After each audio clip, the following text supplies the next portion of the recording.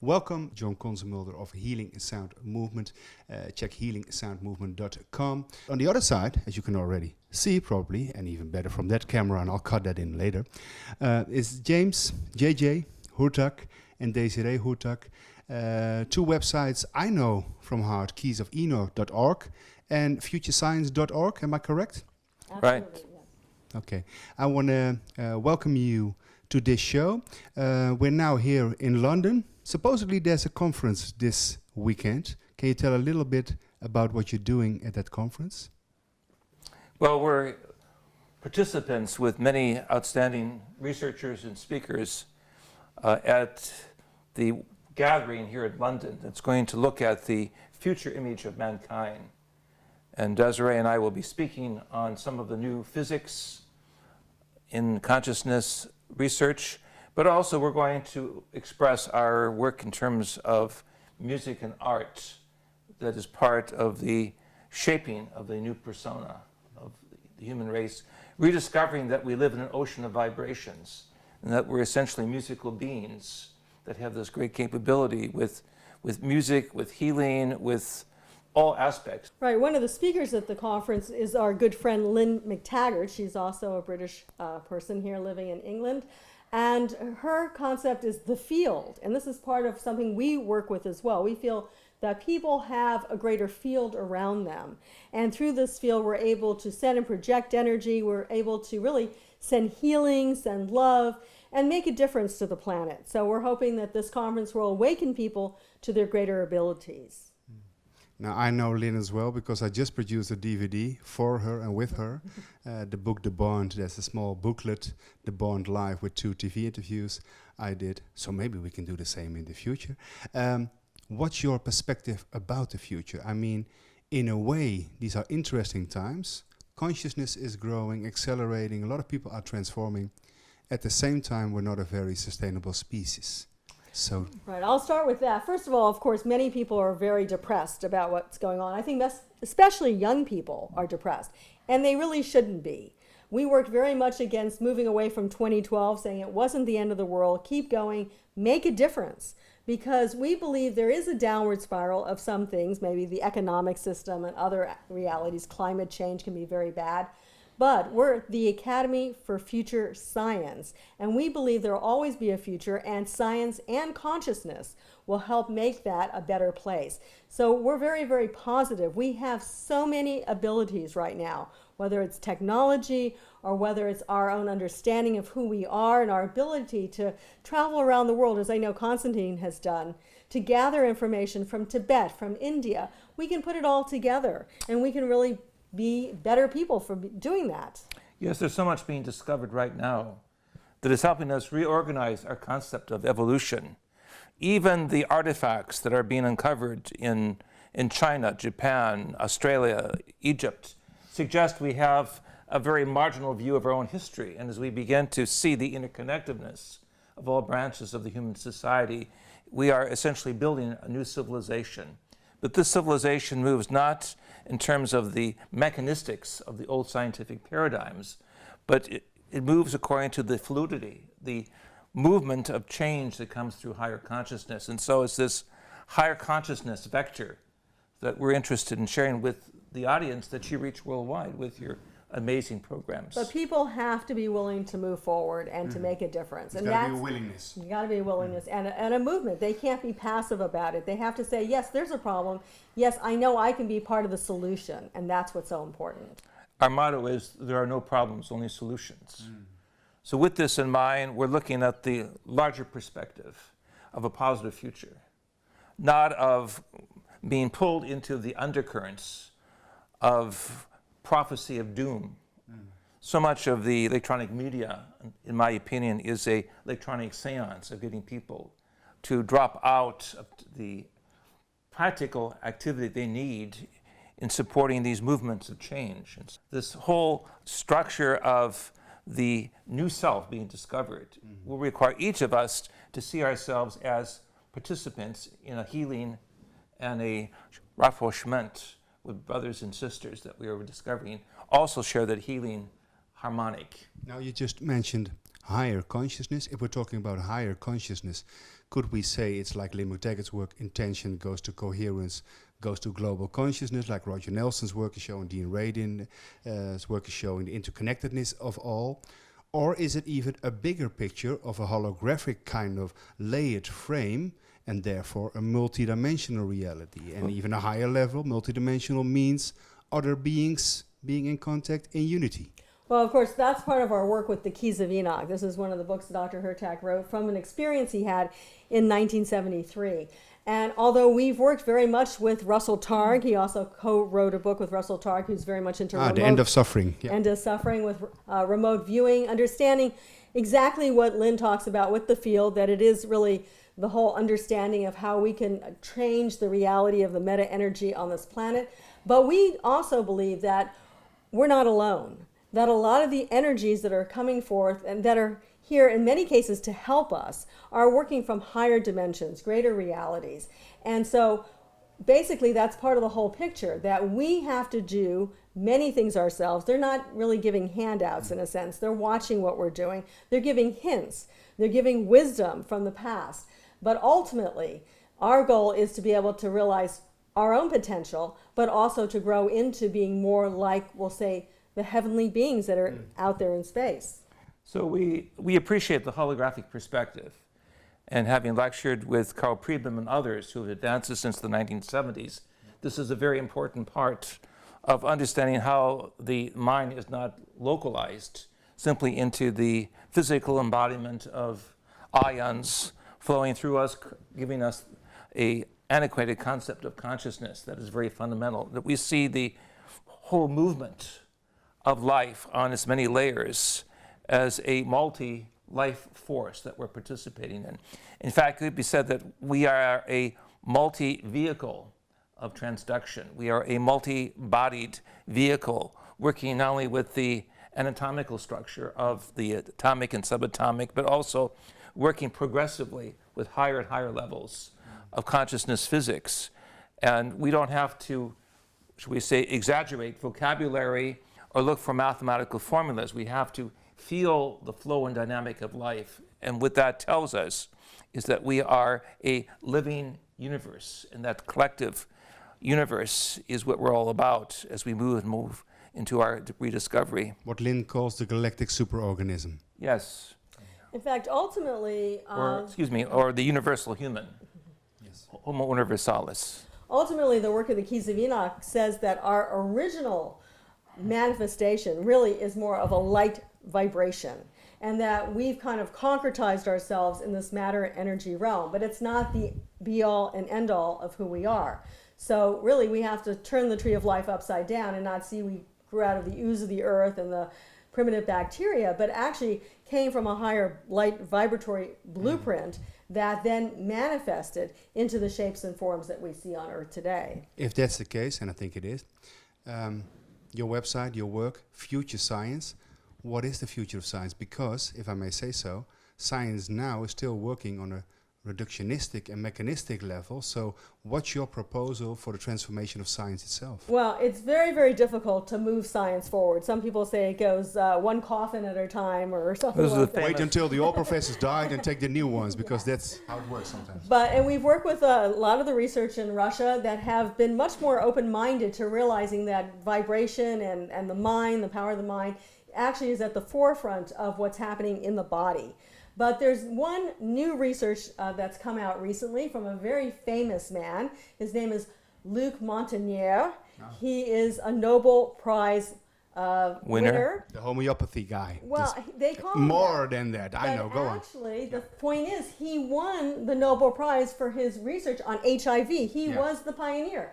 What other better scientific background can you have than winning the Nobel Prize for science? Yep. And so when he was doing this research with HIV virus, he was working with water and trying to filter out the bacteria and get it into water. And he realized even though he filtered the bacteria, the water still maintained memory. And this is something that's very interesting. And as you said, that many people have actually put him down for it, so much that he worked at the Pasteur Institute in France, which is also the top place you can work. And now they've given him a position in China because they seem to be more open-minded, because people don't accept his research. He said that the very essence of DNA can be coded in a waveform and coded I'm inside thinking water. Garyaev here, Yes, by the way. exactly. Wave So- genomics. I Yeah, believe. exactly. genomics, We work with Peter Garayev. Yes. I interviewed him as well. I told you radio. Actually, the work was first, shall we say, advanced by Kosnachev and And Trofimov. back 20 years even before, but not to the degree that Garayev and his group from Moscow had looked at this. And the Keys of Enoch speak of this type of higher proto-communication through the DNA wave. And this is why we met with the prospect of looking even at the ancient biblical text as a type of code structure, albeit in symbolic form, of how the human language system can be used to supercharge the human body and how the body functions as a biotransducer. And it says the DNA was put, or at least the energy forms of life were put upon the waters of creation. And this is exactly On the face of the waters. what Montague has come out with. And he's confirmed this. So he uses a 7 hertz pulse. He puts 2 test tubes, one with the DNA, one with the water together. He leaves them overnight with the 7 hertz, very close to the Schumann resonance, 7.8. And then he's able to take that pure water and use what's called a polymerase chain reaction and reconstruct the DNA from that pure water. The Russians have talked about this for a while, but I have to give him credit, Luke, to be able to actually demonstrate it. But he's been thrown out of most of the scientific community. They From make- homeopathy to structured water studies, more the biophysics side of things. So it's proving that our DNA really is a light energy wavelength, or at least connected with light energy wavelengths. I want to respond with 2 things. One is because I read the Keys of Enoch, but you have to read it just go through it when it comes at that certain page, because otherwise you can read it again and again, I think. But very fascinating insights and book and transmissions that you received. You talk about the light codes. I think it's so fascinating that Gurdjieff, Korotkov, all those people, Kirlian, talk about biophotonics like pop, but it's light codes. Now, what I think is interesting, the word codes, biophysics sounds like emanations, radiations, but light codes sounds if there's purpose and meaning. Can you reflect on that? Very good question. On the basis of the Keys of Enoch, I had this higher consciousness experience where I was shown that the human life form, as we define ourselves, is but one of many living forms of intelligence in our universe. And there's a special code of prescription that allows our anatomical structure to vibrate at a certain frequency and a certain level, where we can receive signals on higher orders of information. Biophysicists and some of our new physicists will call this a second order of quantum information. In other words, besides our physical self, we have a consciousness higher self that is resonating. And yet this vocabulary has to be more carefully defined, but it's suggesting in the Keys of Enoch that we are working with codes of information for a purpose. We are here to, shall we say, discover how this evolutionary process of life connected with the human race can coordinate other evolutionary processes, leading to some type of transhuman experience where we will step into a future phase of our spectrum of evolution, perhaps more into the light, more to becoming what the ancient texts, mystical texts speak of, inheritance of a light body or sacredness, the Christ. Rainbow body. Right. But that means in terms of healing, we can start looking at energy fields and relationships with music and sound, which is some of the work of the Academy. In terms of consciousness, we can realize that our energy field is very powerful, goes maybe even extends outside the body like you see in the Carillion, and that you can project that and get effects. And the heart math, the heart coherence. Yes, there's many, many aspects that when people start moving beyond the 3-dimensional limitations of their physical body and thinking it's all only here and that's all that's important, there's so much that opens up for them. And this is our message really to people, to open up to realize that you are energy beings, even if you don't want to understand all the DNA and the relationships that science is trying to prove, and to put that energy out in a positive way on the planet. And you can really make a difference. You just mentioned the biblical text, the face of the waters. Water and sound and light are the carrier waves of consciousness, very important. But also, it reminded me of the work of Len Horowitz.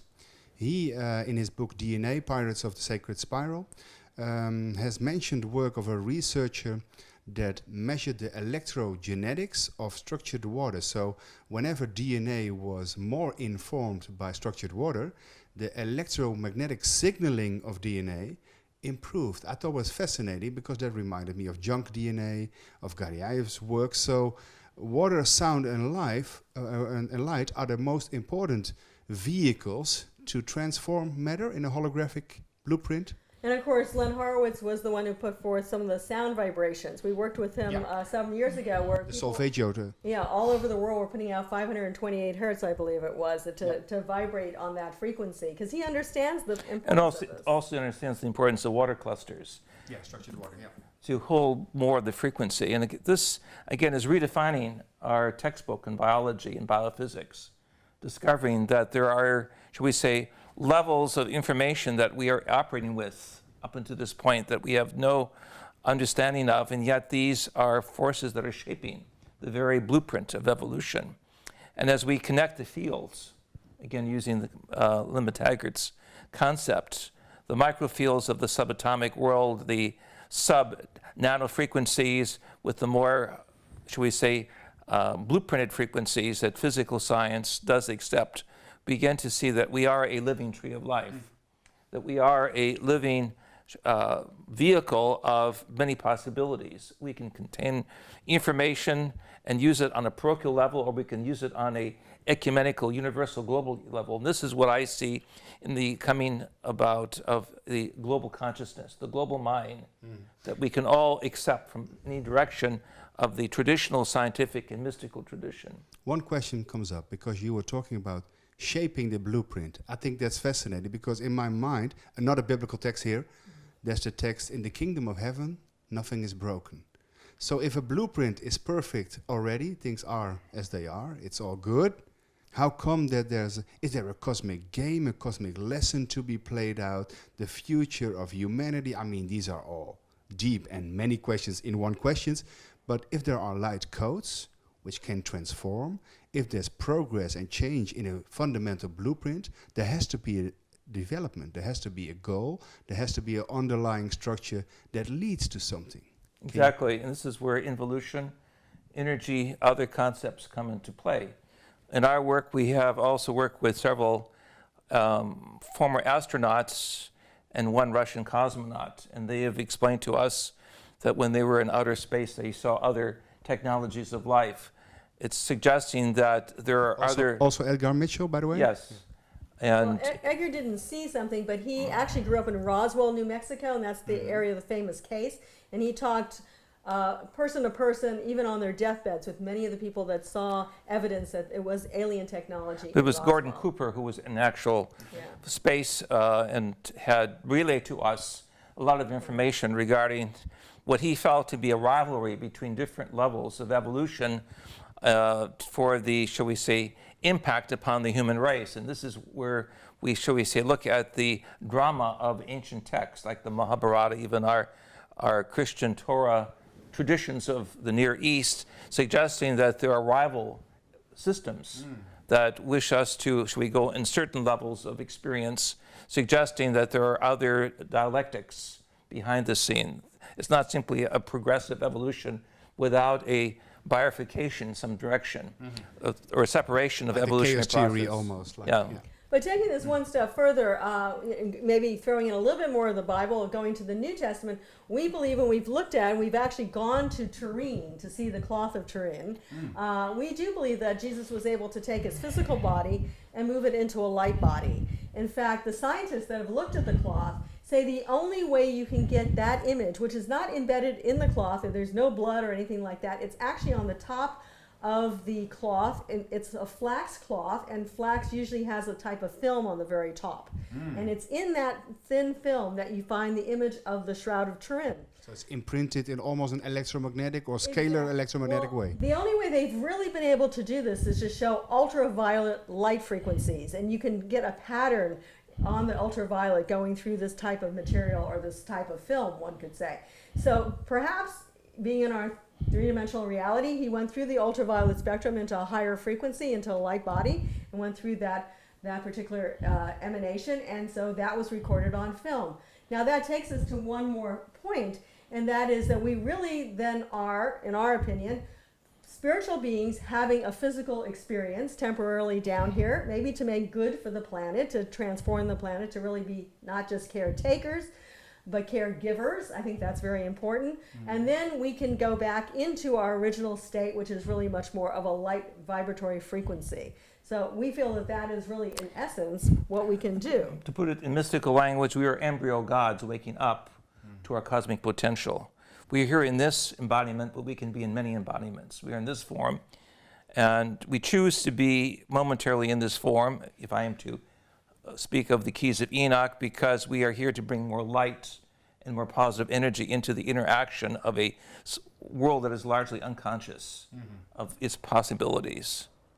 And Desiree spoke of the cloth or the shroud of Turin, and we're interested in this because in my experience of seeing beings of light, I momentarily, and I write about this, had the experience of seeing the Christ figure with the olive over the throat, which then was one of the plates in the Keys of Enoch, plate that goes with key 211.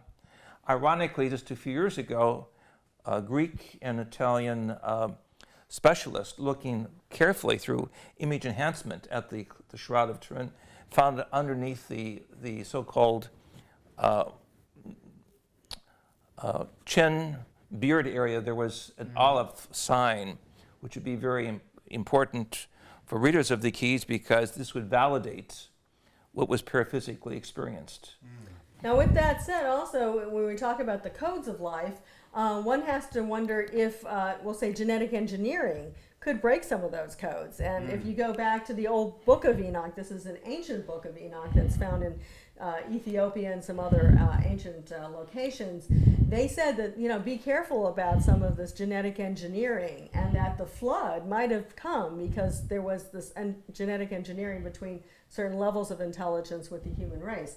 So, you could break the code, and I think the code is special. I think we're Adamic species, all male and female, and we could be found, I believe, even on other planets. So what does that really mean? I think that's more of a shock than finding alien life. Who's filming us up there, by the way? Where's the holographic plate? I think more than finding alien life on another planet is finding us on another planet. So that means that we're prevalent throughout the universe. That's even more exciting. And what about finding us inside ourselves in the first place? That's a whole nother topic. Let's move on to that. You just mentioned the ultraviolet meditations. Well, that also sounds great. Ultraviolet meditation. Let's go there. This Radiation. It sounds like Ultraviolet, who was the friend of the great Spanish artist, Dali, Salvador Dali's friend was called Ultraviolet. But no, Desiree is speaking of that part of the spectrum where DNA is arrested or stopped. And so we go from ultraviolence to ultraviolet. No, but what I wanted to go to was you mentioned those ultraviolet radiations. I was immediately thinking of Lakovsky, but also, of course, again, of Kasnachev and Trofimov. They have this experiment, and of course the military was also very interested, but we're doing it for the good purposes and for healing of the planet. Yeah. But you saw that a plant with a closed glass circuit, a sick plant, influenced a healthy plant biochemically. Mechanistic science says it's not possible. But it happened because there were, when they used quartz, I believe, it happened, and not the other way around, so it filters the ultraviolet radiation. So like Lakovsky is showing with cancer in his research, and the Secret Life of Plants movie.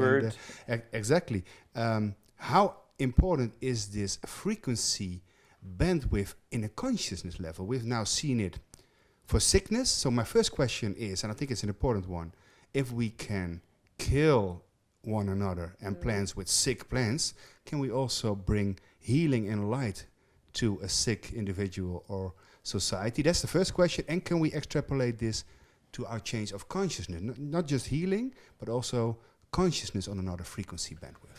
Well, what's interesting, of course, we knew the research back, as you were saying, with the government. They used extreme low frequencies, I should say, to project energy. Even it was noted from Russia to the America to try to change some of the frequency waves of the brain. They were doing testing on ELF the waves. ELF, yeah, the And long so waves. obviously they know that this can be used for harmful purposes. I don't know how many people have actually done the research of showing it for positive, but certainly we live on a planetary sphere that has this Schumann resonance, the 7.8 hertz, and it can change based on actually octaves of each other, so the frequencies. Subharmonics. Yeah, it can change.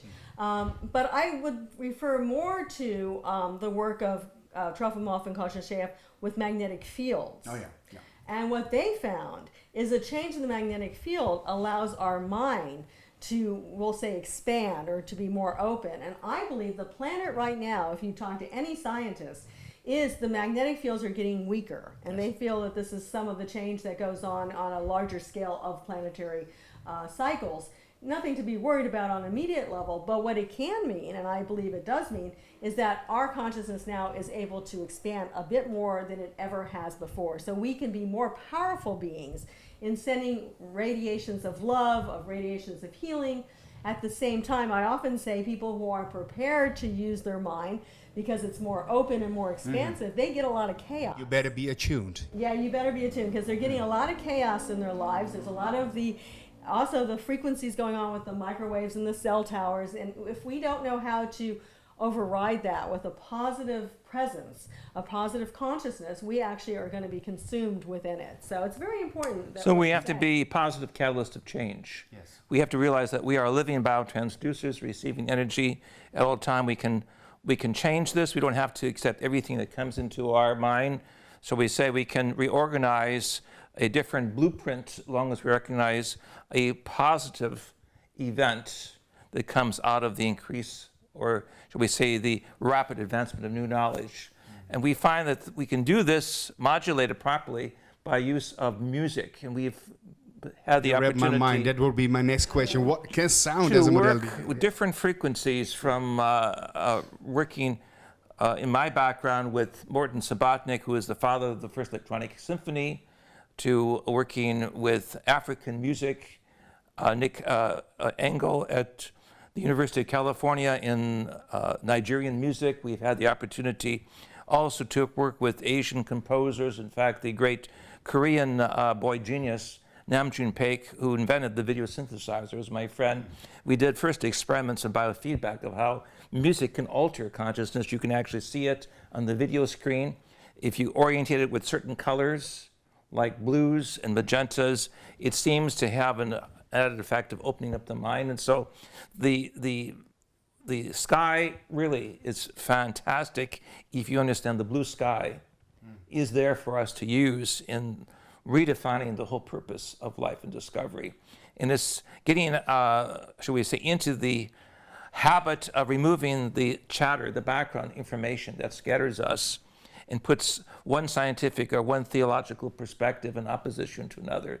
That's important at this time because we have to see a common ground, a common script for both. We're all in it together. Right, the humanity of the East, the West, the North, and the South to redefine what Buckminster Fuller called Spaceship Earth. And if I have to add that this is part of the whole work that we're doing this week, you mentioned on the program, quantum consciousness. And some people don't like that term, but what it really means is we have many thoughts that come into our brains. And sometimes people get very depressed because they think there's no solutions. Well, actually, the whole thing with the quantum field is that there's multiple solutions. And you just need to be able to tune into the various possibilities and then choose a proper one, or choose one that will take you into the future. The collapse of the wave factor. And not put you into the negative spiral. Many people just take the first thing that comes into their heads or what they think is the necessity, and and that's what brings them down into this negative spiral or this depression or this, no solutions in life. I'm, in a bad state of affairs, but there's always multiple possibilities. That's what quantum physics is all about. But if that's true, and I think it is, again, I'm being a devil's advocate here. If that's true, how come we have a consensus reality in the first place? If we all create our individual scripts of reality and we can change or modify it, how come we have a certain subconscious agreement about what reality actually is. Well, in a sense, the question is, which ones do you choose? And most people choose things that they think is going to benefit them. They look the easy solution or the egotistical solution. And if they start changing that and saying, well, how can I benefit the we and not the me? Then you start moving into a different wavelength, a different field, and you're able to really start helping humanity. So it's really a shift of consciousness. And unfortunately, a lot on this planet, we'll say TV and other types of mass media, tell us, go out and get things for yourself. Consume. Consume. And So this that's is the whole part of problem. situation with the information revolution and evolution occurring simultaneously. There's too much information for many people to handle. Musical energy that is necessary, the healing energy that is necessary, in tandem to give us the grounding and the balance, but also to give us, as it were, the open space, the all space that the Tibetan and the Eastern ancient texts proclaim of recognizing that we are part of a multi-level evolutionary process. And as we begin to see ourselves as beings, rainbow beings of many colors, many vibrations, we begin to shape our life accordingly, that we're not fragmented or working in opposition in terms of seeing everything in terms of a materialistic formula. But we see a meta-science. We see a science that allows us to work on many levels without having to lose our own personality. Through multidimensional science. Correct. Well, let's go back to music. I think that sounds so exciting because Yes. some of our work has been actually to go into these sacred temples like Giza and to analyze the vibrations and the sounds that are in there. And we've done this, of course, also at Chichen Itza, a very popular place, 2012, the Mayan culture. You can be standing in different places and you can hear each other or clap and it becomes a sound of a bird. Interesting. Oh, yes. Frequencies. In Tikal, Guatemala, which is also the Mayan culture, you can be way on top of a pyramid and you can hear someone almost just talking a regular voice down below. So they understood the power of sound. They understood this power of frequency. And they knew how to make this work. But why? I mean, this is a real question. Why is music so important for, we'll say, greater states of enlightenment? And it is because the physical body is actually an energy form. And when you can work on those levels, it's not just working on the mental level or the physical level with sound. It's actually working also on the energy level with sound. So would you say the resonance, coherence, entrainment are not just important biophysical aspect, but also important keys in the work of sound healing? And do they actually transform matter, in your opinion? Can sound be that powerful that we cannot just change consciousness, but therefore also the crystallization of our body?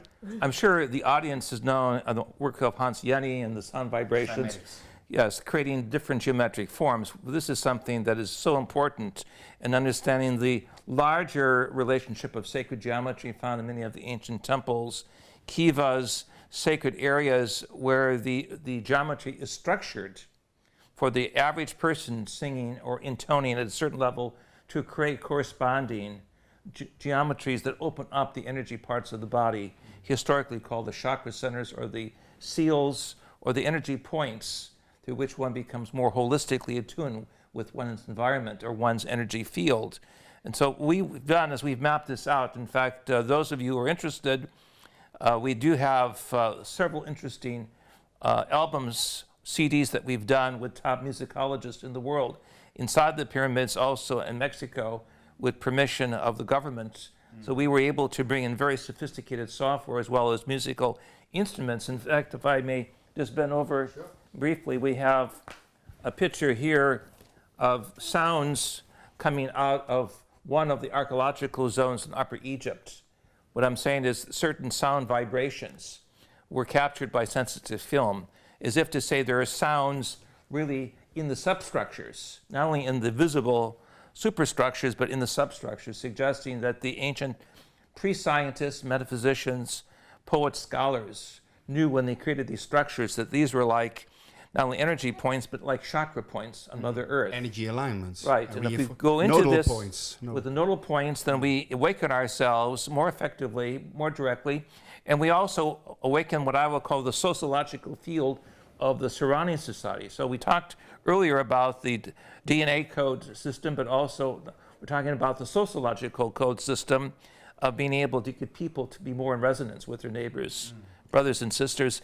What the Russians have discovered by building pyramids in certain parts of Russia, they've found that crime goes down, people are more harmonious, and there are other psychological, sociological factors that are built into Biogeometry. Correct. Biogeometry is a given form of what the ancients knew and perfected. But sticking to sound for just a minute, we have friends that have worked on something called agrosonics. And what they found is that sound is important even for plant growth. And unfortunately, some of these monocultural establishments of agriculture now, where you get rid of the birds and the bees and the flies and everything like that, you get rid of sound. And so you have to use chemicals to make them grow. And if you go out really in nature, especially in jungle areas, you find so much, I call it noise, but it's actually so much resonance with the animals and the plants and the birds and the bees that they're just growing in full blossom. And we're finding out that sound has something to do with it. It has to do with the whole energy that we found of the ATP of the plants, that the sound makes an effect. So we haven't done too many studies. There's been minimal studies done on sound and the effects of the body, but many people are working with sound healing already and realizing that putting beautiful music or relaxation can make a change. So this goes down to the piezoelectric structure of the crystals within the plant itself, and they can be activated in a certain way. Sound creating electricity. Yeah. Correct, right. And we've been able to demonstrate this. For growth. And ultimately, this agrosonics can be taken and, should we say, through a signal from a satellite coming down to a microchip in a farming area where plants need rapid growth.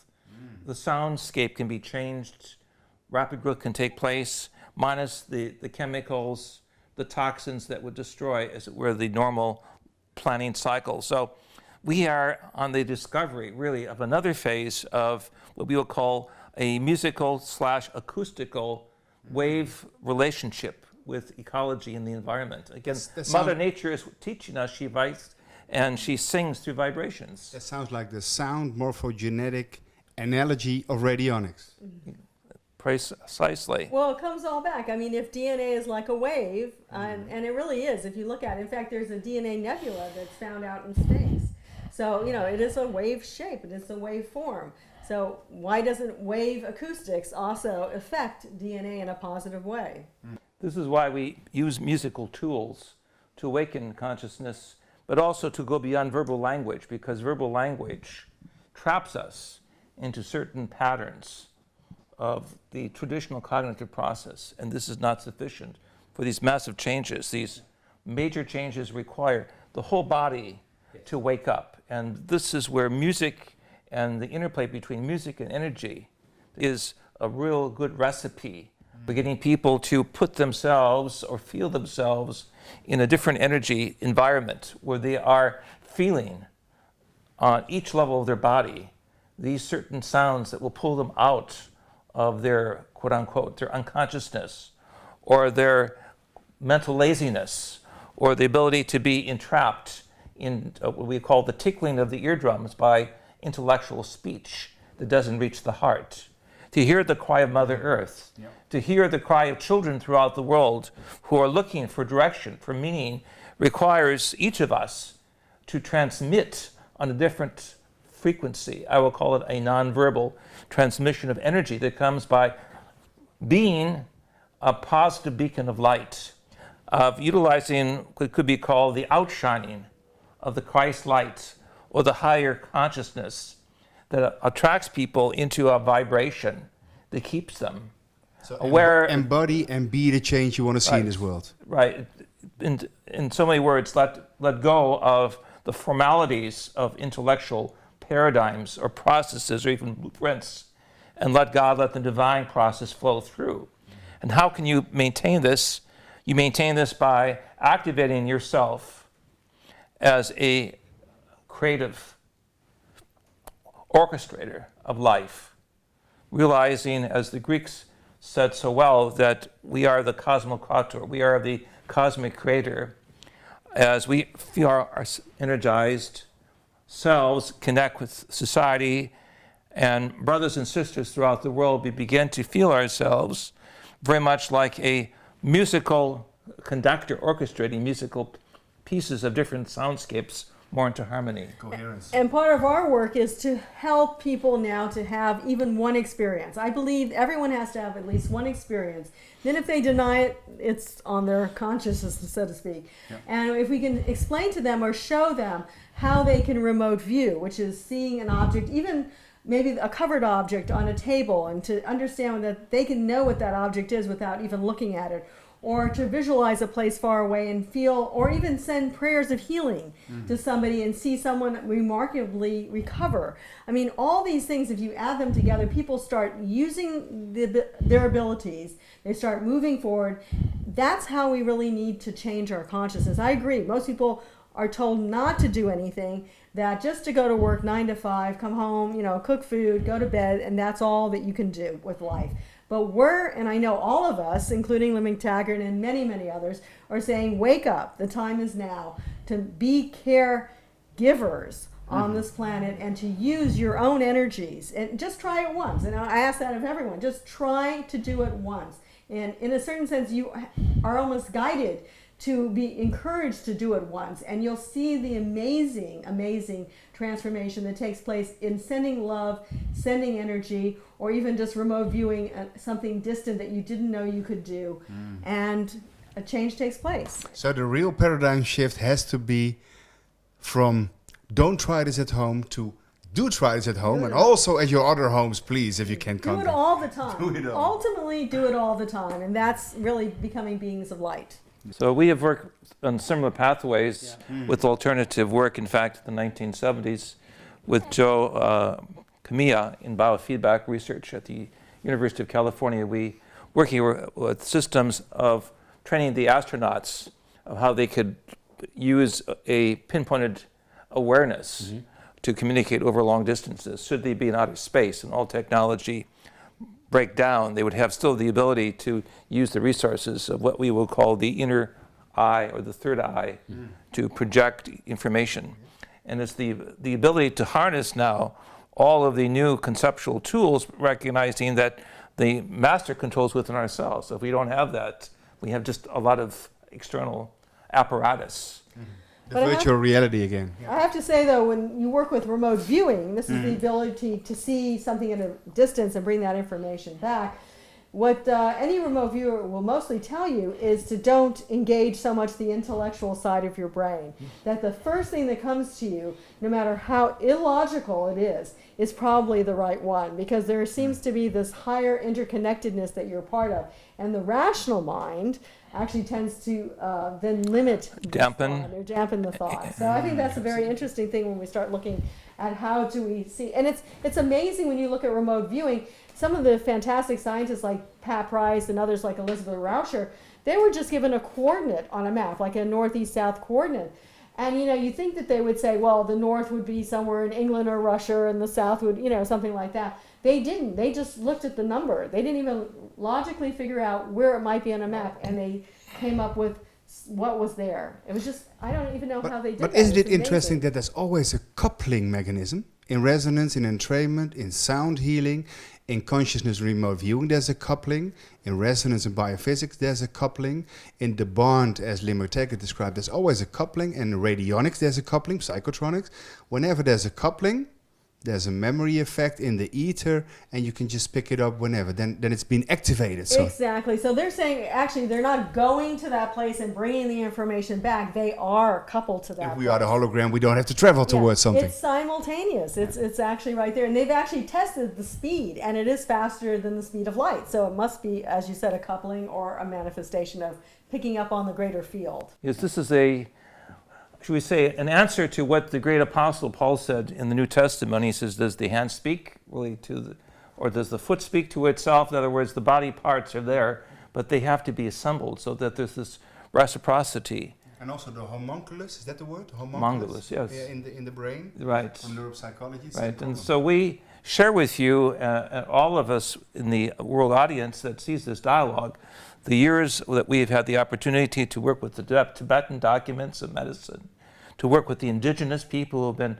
largely forgotten in books of anthropology, and their recipe that deals with futuristic medicine. We have so much from the flora and fauna in the Amazon basin that we can bring now into a whole new dynamic of learning through the information revolution, but there has to be the centeredness and also this humility to understand that we are all part of the same schoolhouse.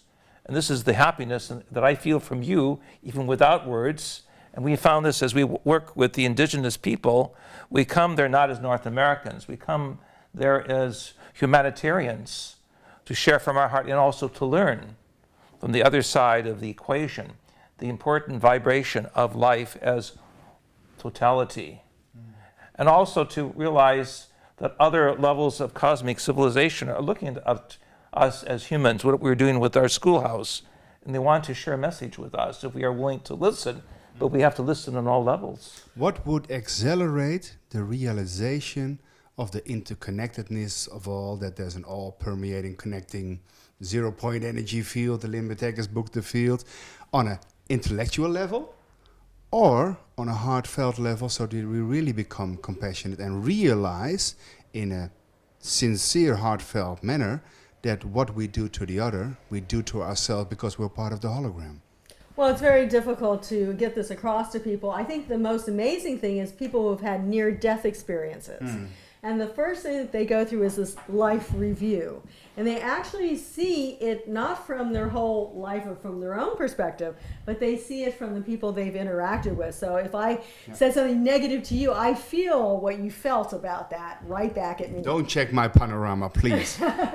So anyway, but this is what's so interesting. But of course, it is what quantum physics is telling us on this non-locality, that we are all interconnected. And it's a matter of hopefully science coming to where, of course, and this is getting closer and closer to what religions have told us for generations, is that there really is all one, and we all have to be concerned of how we interact and relate to one another, and also to all the plants and animals. I think people forget about that on the planet. We The think, secret life of plants, for instance. yes, So that this they're comes through as well. through love and through truth, both of them coming together and kissing on the cheek. Truth kisses here, love kisses here. Unconditional love and unconditional truth, what the Greeks said aletheia, the foundation of all of their great art, science, energy.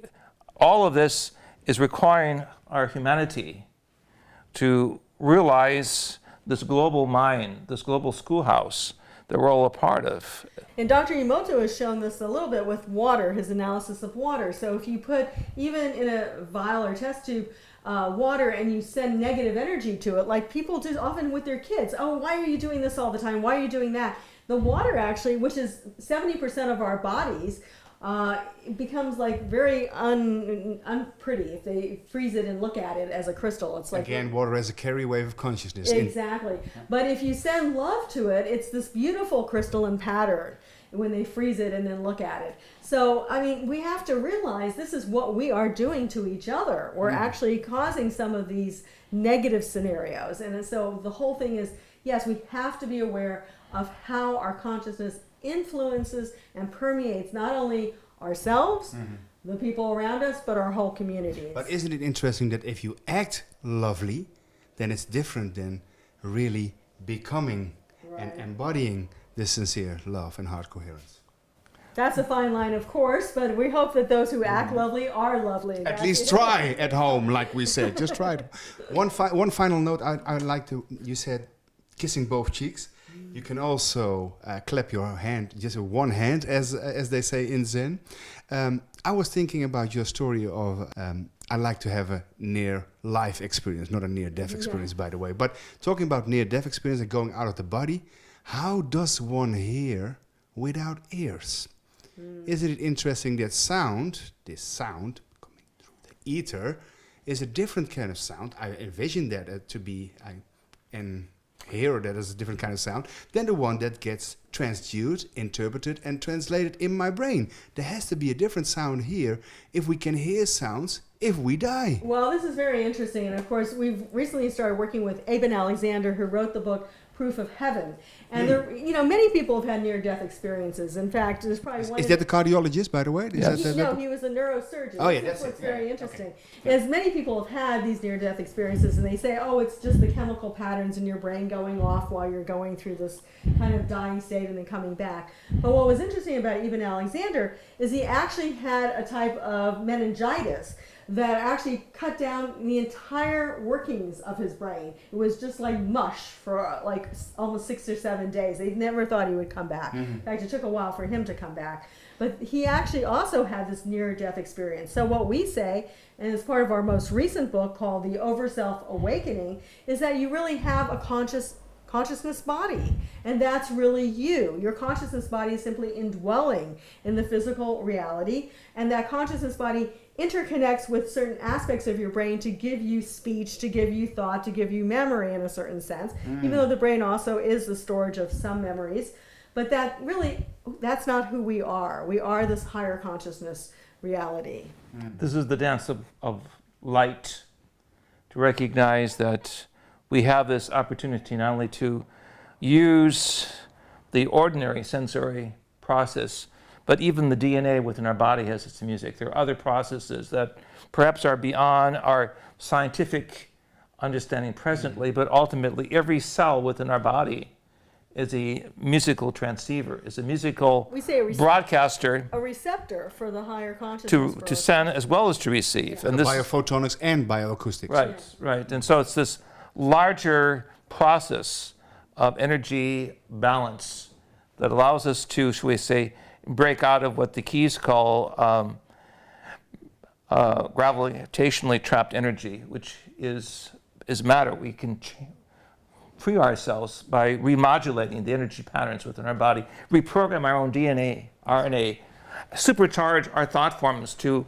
work on many patterns throughout the world. But to feel this vitality, we have to feel the presence of ourselves as divine sparks, divine bodies within human form that are waking up to this fantastic roadmap of being co-citizens with a greater universe. Not simply one we see through a telescope, but one we can see through the paraphysical gifts of remote vision, remote sensing, remote communication. All of these gifts which the greater minds of the ancient world spoke about as powers of the greater spirit are available to us through this co-evolutionary process. This vision of the great philosophers is the greater schoolhouse of learning that's opening up through our work and going to Egypt and to Yucatan and going to the Andes and finding archives of information that show us in the very structure of the environment that there is a type of musical teaching that went along with the philosophical and the sociological. Without the musical dance and breathing, there can be no experience of higher truth, or for that matter, greater love. This is the blessing we give always at the end of our teaching, the 4 great amens or the ohms. The amens or the ohms connecting with the omnipresence, the omniscience, the omnipotence that all of us have, whether we sing it in the Sanskrit or we sing it in the Greek or we sing it in the Egyptian or we sing it in the language of the beautiful flowers of nature that we're communicating with. So all is one and we are all one. It is the book of life, of oneness, in all space, in all embracing love and truth that we are part of. We thank you for these moments. I think it's interesting when you were doing a presentation in Belgium, remember, with Rupert Sheldrake, and I interviewed him 2 times on radio as well.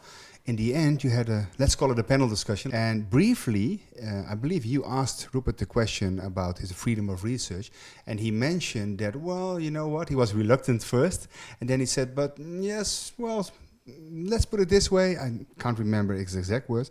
But he said, yes, I've been contacted. But then I asked Dean Radin and how that was. And he said, well, you know what, if you want to have a budget, it works fine. But if you want to have freedom for your research, it might not be the way to go. Because, of course, it's limiting for the better prospects for humanity. I mean, that's where we have to go, right? It has to be. The same has gone on in energy technology, and that's part of our research as well. I mean, even simple things like solar and wind have been really limited in many levels. Not such I interviewed Paula Violet, and I booked him for Amsterdam for 6 hours, so we can go there. Okay, you know, and I know that the Dutch are doing some fantastic things in looking at new energy technologies, and at least in terms of lectures.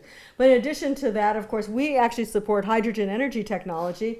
and the oxyhydrogen fuel, which has been put down by many conservative people because they don't understand that you're basically separating only some of the bonds. You're keeping these van der Waal elements intact, but you're still able to get the hydrogen out of water. So you can run cars on water. We've seen it, we've done it.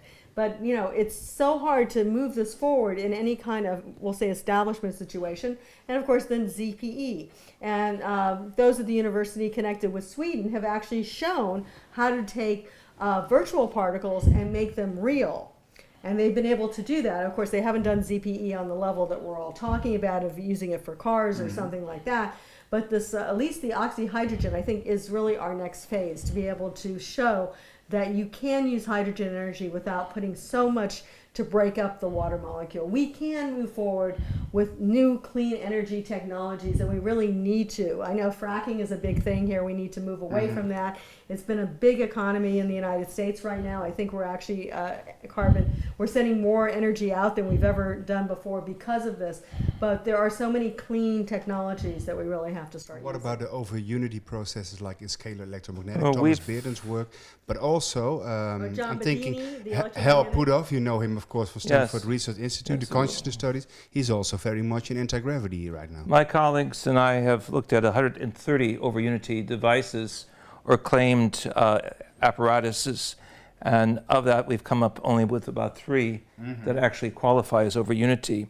But the field of alternative energy exploration is so tremendous. I wanted to say this also in the context of the ZPE that you mentioned. One of the keys of Enoch back in '73 speaks of ZPE as important. However, there's a political constraint in the West to look at this as a possibility.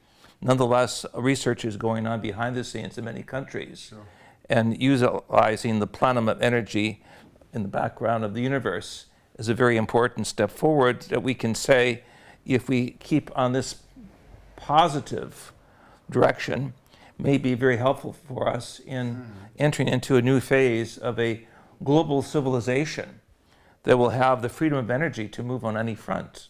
It will not be constrained by politics nor by economic priorities. And change, it is a coming, as the song says. Yeah, we believe it. We have all these potentials, free energy, which really will change our Well, this whole is our society. work with future science. Yes, And this is why we're working with Americans who moved to Australia.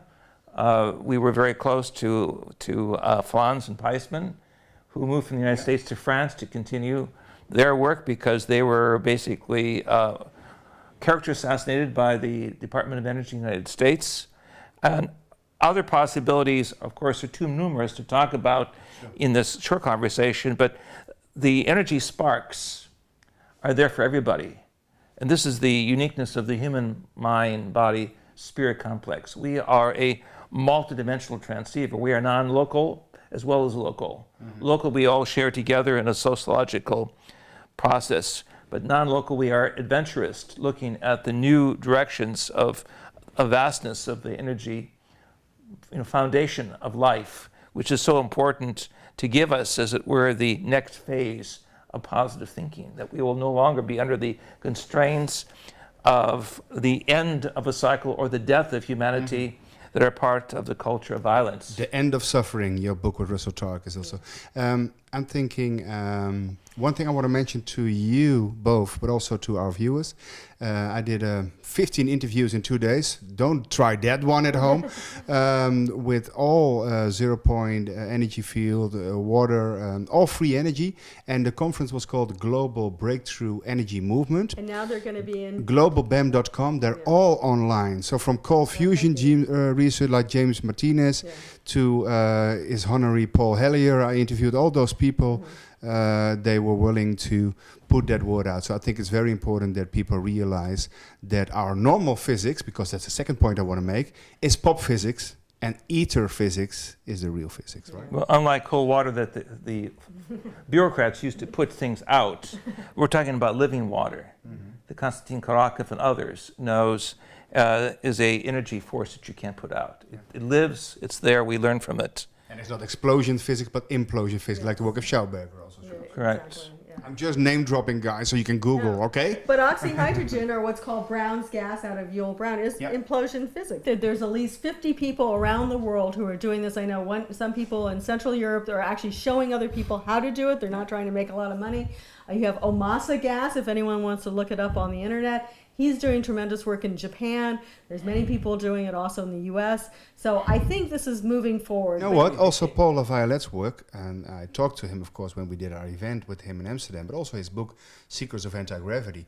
1956, the aerospace companies were talking about it. We have the new solution, it's anti-gravity. They were saying it, electrogravitics or different kind of names, and then it went black. Yeah.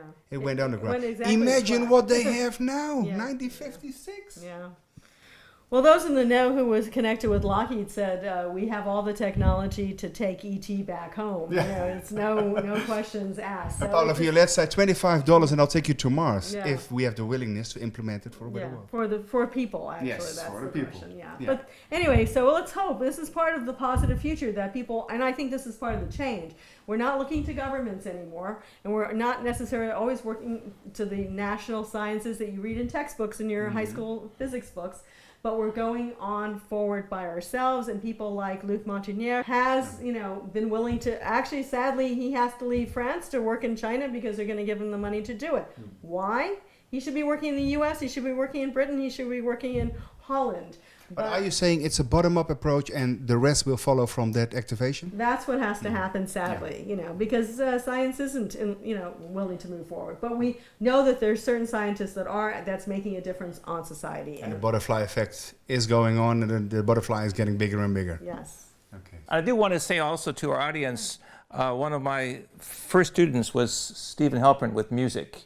And he and I have recently collaborated in this new album called Sacred Name, Sacred Codes. And so this brings about a different approach to using musical harmonics of reaching the inner psyche. We know there's more than 1,315 different types of music, according to musicologists, but this goes into the inner music I call the music of the super soul, getting us acclimated to other musical vibrations. And so if those of you are interested, this is one small part of the solution, listening on a different vibratory level. When you listen with music, you listen with your soul. And if you do this properly, your soul grows, becomes a super soul, and through this humanity sings in oneness. And this is the great sutra, the great scripture, the great Zen of not only clapping with one hand, but getting the whole world to clap on 2 cheeks. with one hand on both cheeks. And one heart.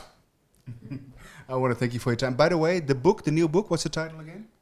The Over Self-Awakening. And both can be ordered at futurescience.org. And keysofinok.org. Okay. I want to thank you for your time, your multidimensional time, and our consensus reality we created here on many levels. It's been an honor and a privilege, and thank you. And thank you, listeners, for sticking up with us all those 3 days. We're probably already filming, and see you next time. Go to healingsoundmovement.com. Also check worldpeacechild.com. And of course, keysofenoch.org and futurescience.org. Signing off, finally. Bye-bye. See you next time.